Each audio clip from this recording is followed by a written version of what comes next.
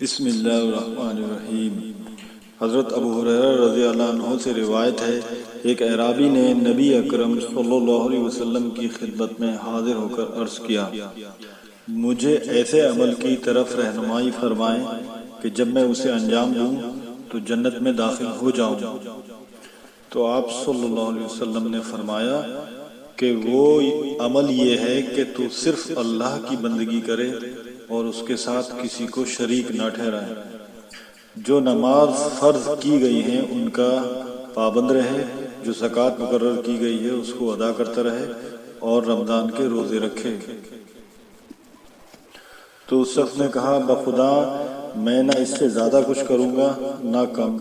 جب وہ چلا گیا تو حضور صلی اللہ علیہ وسلم نے فرمایا، جو شخص اہل جنت میں سے کسی کو دیکھ کر آنکھیں ٹھنڈی کرنا چاہتا ہو وہ اس شخص کو دیکھ لے۔